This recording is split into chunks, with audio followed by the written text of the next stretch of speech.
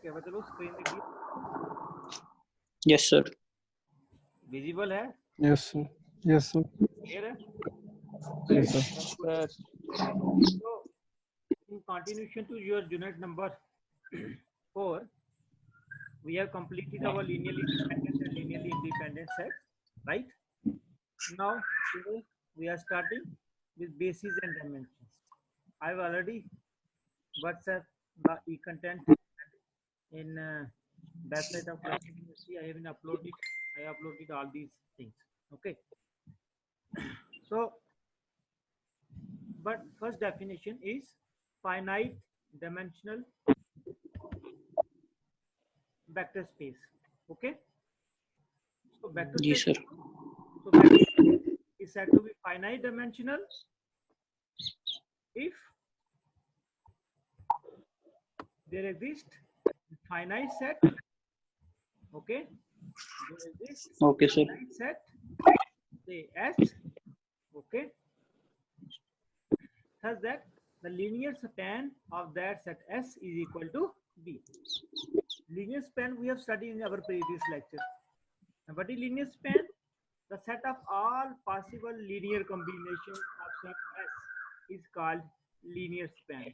Linear combination means scalars and vector elements. Linear combination alpha 1, b1, alpha 2, b2, right? This way we have studied. Okay. Then, so if there exists finite set S such that the span of that set is equal to vector space. Vector space. Such set exists, then vector space is called finite dimensional vector space. Right? Yeah. Then I say L of S is equal to B means what is L of S? This is linear span.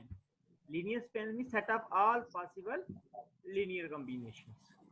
If it is equal to B, it means when I say LS is equal to B, it means the elements of vector space B can be represented as linear combination of elements of S. That is, if every element of vector space can be represented as linear combination of elements of S, it means L of S is equal to, and this is a. Now the definition of basis. What is basis? Now basis, it is again subset S of vector space is said to be basis for vector space B if two conditions we have. Number one, the set S is linearly independent. We have studied linear independent set. Number two, the Yes. linear span of S is equal to B means अभी हमने definition करा finite dimensional का. अगर एक set मिल जाता है जिसका span vector space के इक्वल है और जो सेट S है वो खुद लिनियरली इंडिपेंडेंट है, then that set is called basis of the vector space. This is the definition. This is very important definition for your this topic. So set whose is equal to vector space and at the same time that set is linearly independent, that is called basis of a vector space. Okay. Then next is dimension. What is the dimension of vector space?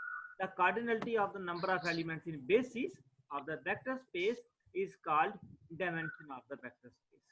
Means basis में जितने element होंगे, the number of elements in the basis is called dimension of the vector space. Right? Basis का जो set होगा उसमें जो आपकी number of elements है, that number of elements is called dimension of the vector space B. It is very important and basics. Now note, if basis of vector space has finite number of elements, means अगर basis में finite means 5, 10, 20, maybe 100. If we have a finite number of elements in basis, then vector space is said to be finite dimensional. Short form F dot D. Finite dimensional vector space, that is known as. Okay. Finite dimensional vector space कहेंगे. Right?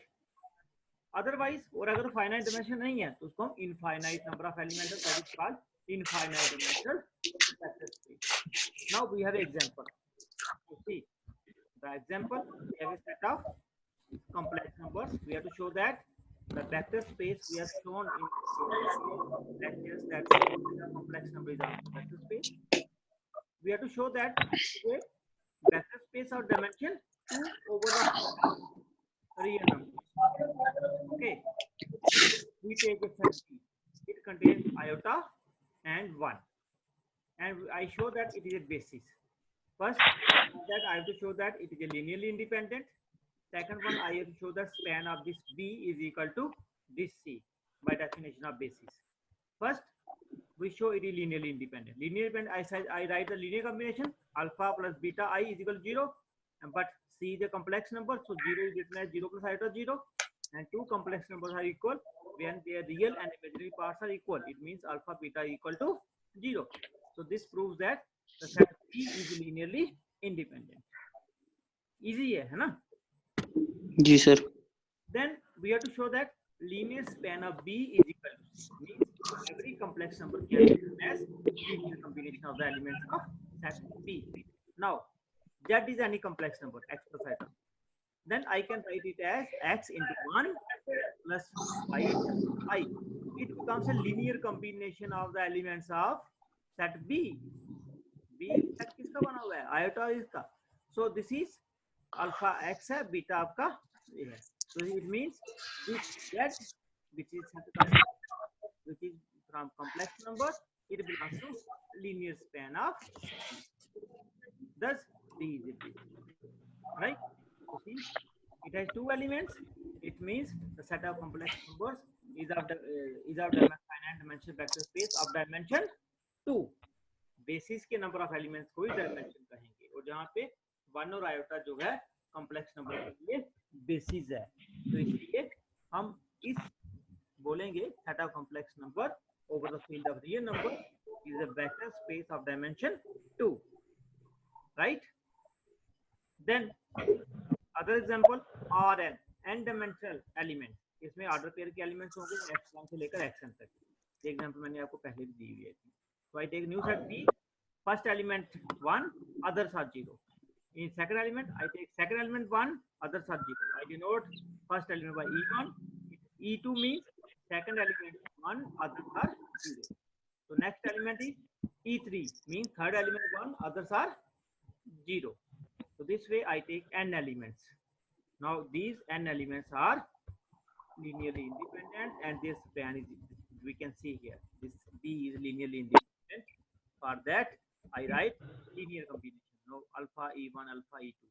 तो E1 का value यही, जब इससे multiply करेंगे alpha 1 पहले number पे आएगा, अल्फा 2 दूसरे नंबर पे, अल्फा 3 तीसरे, अल्फा लास्ट में. जब इनको ऐड करेंगे तो इस फॉर्म में आ जाएंगे. और इधर 0, तो Rn में 0 कैसा होता है? Order pair of n with every element as 0. So when we compare two order pairs, I get alpha 1 alpha 2. When we get all scalars 0, it means the vector, the set is linearly independent. Now I show that the span of B is Rn. I take any element in Rn, then it is x is of order pair of n elements, say x1, x2, so on xn. Then I can write it as x1 into this, x2 into this, and it becomes x1, and this is a linear combination. It means it belongs to linear span of B. But B is a basis. It means basis for 1, and it has n vectors. It means dimension of Rn is n. So similarly the case, you can say take R2. R2 का dimension क्या होगा? Rn का dimension n है, तो R2 का क्या होगा? 2. 2 और 3, so on. ठीक है? ये आगे Yes, sir. so that R3 का dimension 3, ये आप शो कर सकते हो. ठीक है? ऐसे ही. Then other example, we have a vector space of all polynomials in X with coefficients in R. Coefficient real number. Then a polynomial दिए हुए, हमने क्या लिया? सेट बनाया है 1 x x के. अगर इसको ध्यान से देखें तो डैश डैश है, ये इनफाइनाइट सेट है ना? अगर मैं लिखता polynomials of degree up to n, फिर लास्ट एलिमेंट xn होता, पर जहां पे डिग्री नहीं डिफाइन की है तो ये डिग्री जहां तक भी जा सकती है, इसलिए इनफाइनाइट सेट है. और ये आपकी एग्जांपल किसकी बनेगी? इनफाइनाइट डायमेंशनल वेक्टर स्पेस की एग्जांपल बनेगी आपकी. ठीक है? तो ये एलिमेंट्स ले लिए. Now I can show that this is linearly independent. ये दिख रहा है आप लोगों को? Yes sir. तो मैंने इसका लीनियर कॉम्बिनेशन बना लिया, alpha 1 1 alpha 2 x alpha 3 x के सो ऑन। और पॉलिनोमियल में भी जीरो एलिमेंट कैसा होता है, 0 + 0x के सो ऑन। तो two polynomials are equal, then the degree of x, coefficient of x is same, coefficient of x here are same. So here x alpha 1, here 0, here x का coefficient alpha 2, here x का coefficient 0, तो सभी 0 बन जाएंगे और linearly independent हो जाएगा। बहुत सिंपल। उसके आगे हमने बताना है linear span. I take some element in vector space, vector space में होगा जो पॉलिनोमियल की फॉर्म में होगा, ये पॉलिनोमियल होगा, जो ये कोएफिशिएंट होंगे यही इसका लीनियर कॉम्बिनेशन बन जाएगा। तो ये बेसिस प्रूफ हो जाएगा। This is another right. यहाँ तक जो हमने पढ़ा, यहाँ पे कुछ पूछना आप लोगों ने तो बताओ भाई। Any doubt regarding this? Any doubt?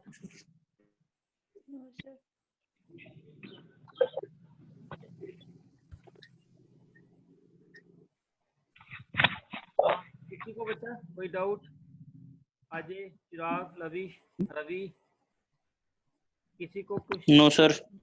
Anil, Arjun, no sir. Janvi, Monica? No sir, no.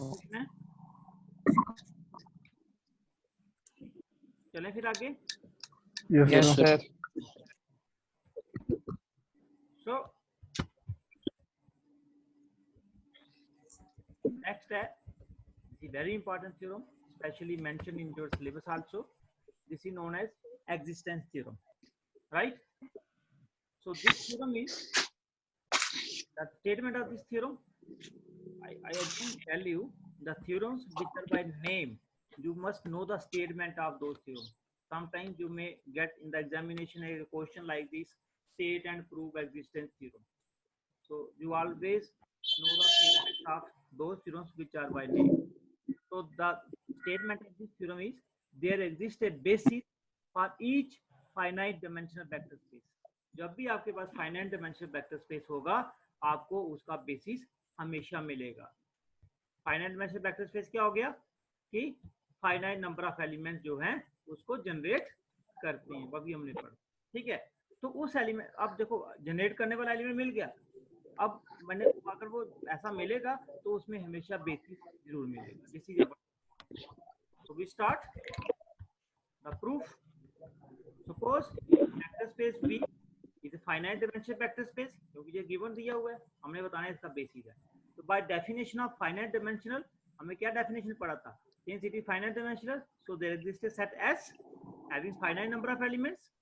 Say finite number, suppose the set S contains x1, x2, so on, xn, finite number of elements, and naturally they are contained in vector space B, and span of this set is equal to vector space.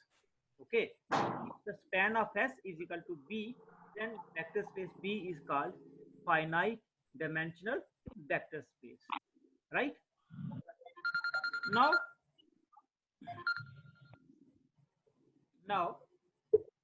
I have to show that this vector space has a basis.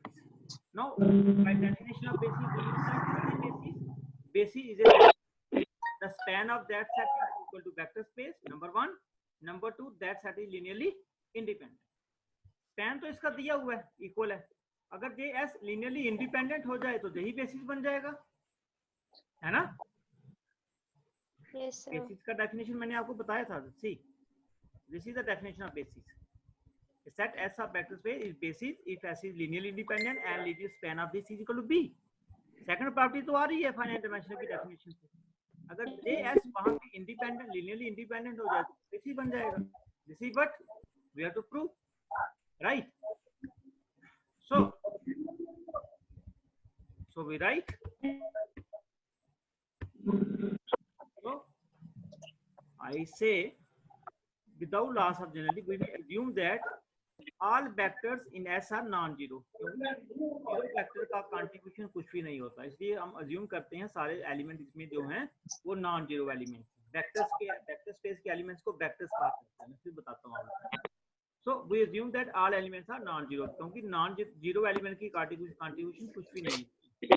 ठीक है, now अगर S, if this set S is linearly independent, आज independent होगा या linearly dependent होगा, दो ही option होते हैं। If it is linearly independent then S will be basis. दोनों पॉइंट आ गए ना हमारे पास, देन इट इज बेसिस। और अदरवाइज क्या, if S is linearly dependent, S क्या है, लीनियरली डिपेंडेंट। हमने रिजल्ट किया था if set is linearly dependent there exist a vector which is linear combination of preceding vectors. हमने लास्ट लेक्चर वीडियो लेक्चर में यही पढ़ा था, राइट, याद है? तो अगर ये लीनियरली डिपेंडेंट है then there exist a vector से xk in S which is linear combination of the preceding vectors, right, which is linear combination of preceding vectors. So it means जो S के elements हैं x1 से लेकर xn, उनमें एक element ऐसा मिलेगा xk which is written as linear combination of preceding. This is the property of linearly dependent set. हमने ये पूरा रिजल्ट किया हुआ है पिछले लेक्चर में, राइट? देखो लीनियरली डिपेंडेंट में मैं आपको फिर बताता हूँ, ये जब x के जो है ये it can be linear combination of preceding elements. इसका मतलब जो एलिमेंट x के है इसका अपना रोल बड़ा कम है। क्यों? क्योंकि ये खुद अपने पहले वाले एलिमेंट से जनरेट हो रहा है।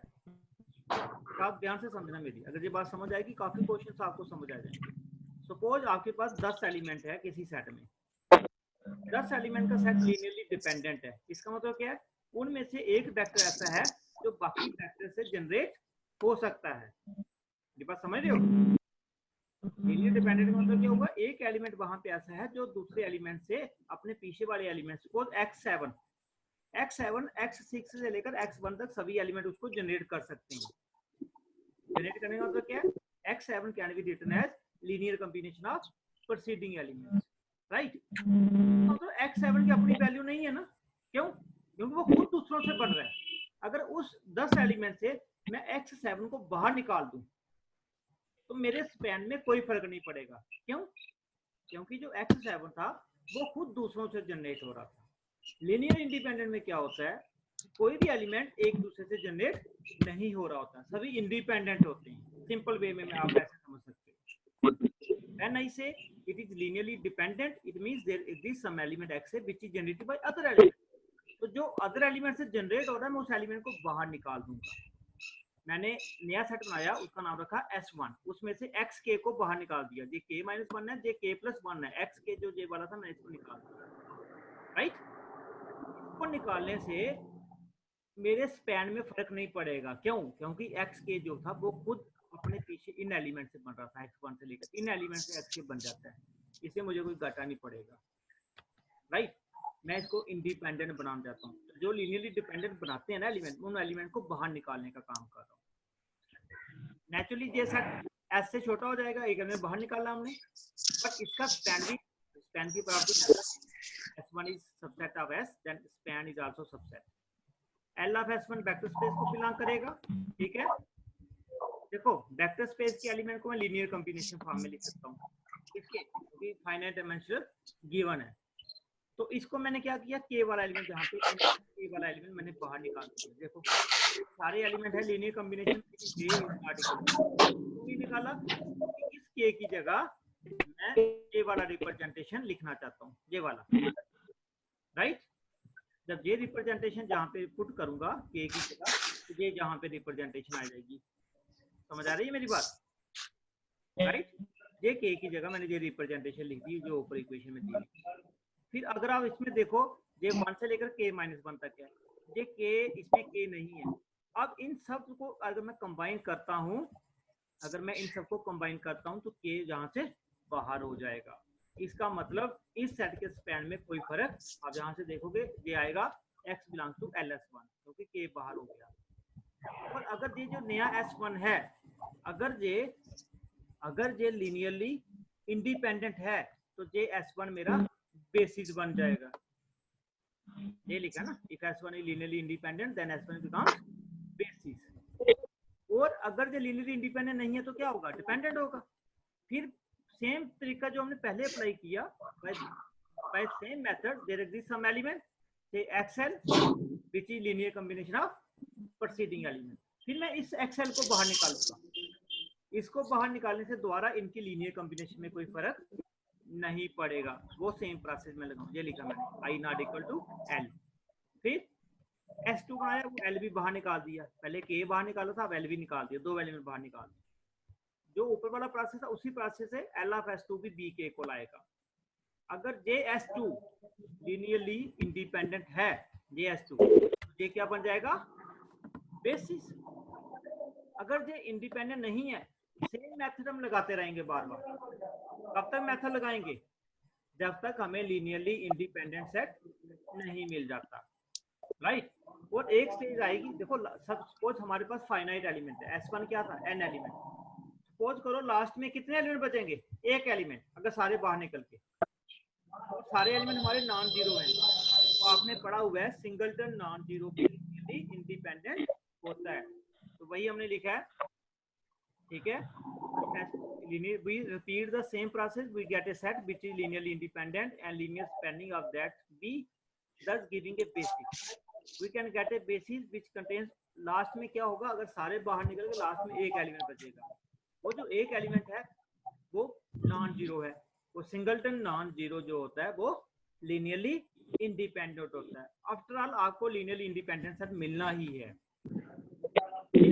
प्रोसेस है बेसिस को फाइंड करने का, हेंस देयर एग्जिस्ट बेसिस। अगर पहले इंडिपेंडेंट हमने इसमें क्या किया है, बेसिकली हमने इसमें पॉसिबिलिटीज बताई है कि अगर n एलिमेंट इंडिपेंडेंट है तो वो बेस है, अगर वो इंडिपेंडेंट नहीं है तो एक एलिमेंट मैं वहां से बाहर निकाल सकता हूँ, कौन सा, जो लीनियर डिपेंडेंट है दूसरा। फिर n-1 एलिमेंट बचे और वो इंडिपेंडेंट है, वो बेसिस है, नहीं तो n-2 करो, n-3 करो, तो लास्ट में अगर सारे निकल जाते हैं तो लास्ट में एक एलिमेंट बच जाएगा। लेकिन since all the elements are non zero, singleton non zero जो होता है वो लीनियरली इंडिपेंडेंट होता है, इसलिए लीनियरली इंडिपेंडेंट लास्ट एलिमेंट को आप बाहर नहीं निकाल पाओगे। तो दिस वे आपको बेसिस मिल जाएगा। This is very important theorem for examination. मैं आपको फिर बोलता हूँ, आज हम इतना ही करेंगे, ठीक है, जहां तक ही खत्म करेंगे। Okay sir. तो लेकिन कोई आपकी तरफ से कोई क्वेश्चन है तो आप बता सकते हो, पर ये रिजल्ट बहुत इंपॉर्टेंट है एग्जाम के लिए, आप लोगों के लिए। तो अगर कोई आपके पास बच्चा क्वेश्चन है वो आप लोग, एनी क्वेश्चन,